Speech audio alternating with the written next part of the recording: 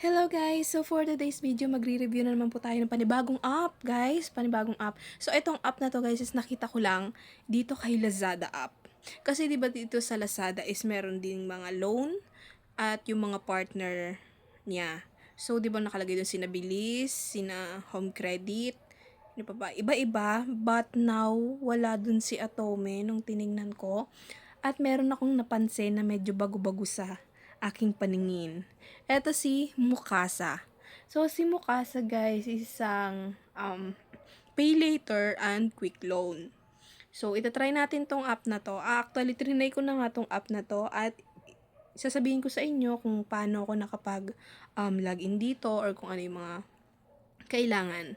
So, first, syempre, mobile number, tapos pwede nyo rin i-sign in yung Google nyo or Facebook nyo na nasa inyo na. So, ayan.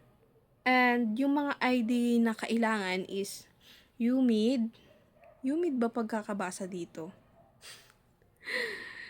National ID, driver license, PhilHealth ID, TIN ID, PRC ID, Passport ID, at saka SSS ID.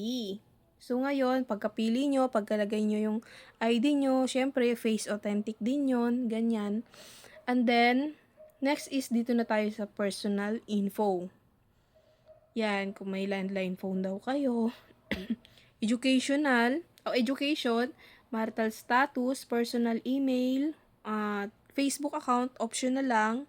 So, nasa inyo pa rin, residence type, monthly rent or mortgage, home district, complete home address. Yan.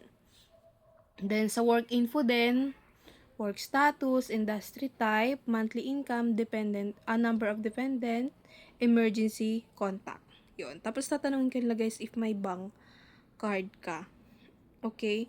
So, medyo nag-no ako dito kasi kapag nag-yes, kailangan kong picturean yung bank card ko. Okay, so hindi ko na gino. Di ko alam bakit pero ayo, parang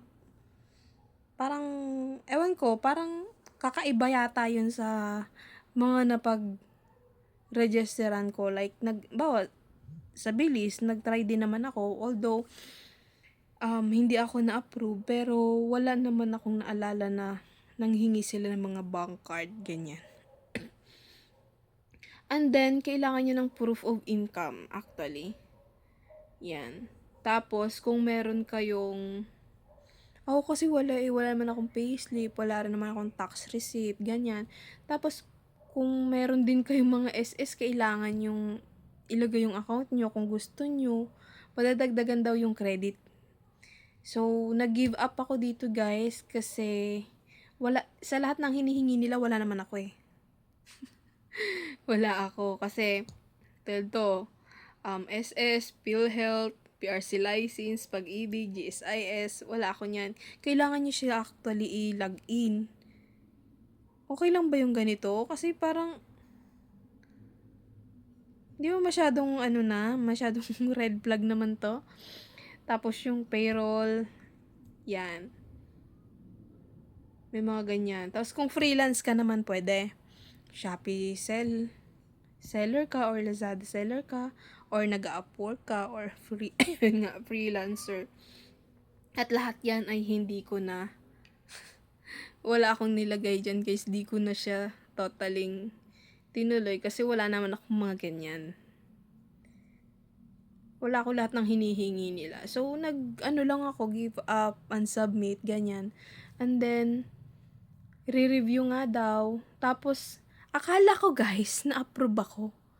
Nakalagay na, your loan is approved. 6,000 pesos. Hindi ko alam na yun pala, parang offered by ibang loan app. Ayun, nakalagay dyan. Offered by Eperash. Pinindot ko kasi yung cash out now. Napunta ako sa isang, Eperash. Ganyan. Loan amount 3.5, ganyan. Pero hindi ko na siya guys tinuloy si Eperash. Tapos, actually guys, si Eperash is para siyang si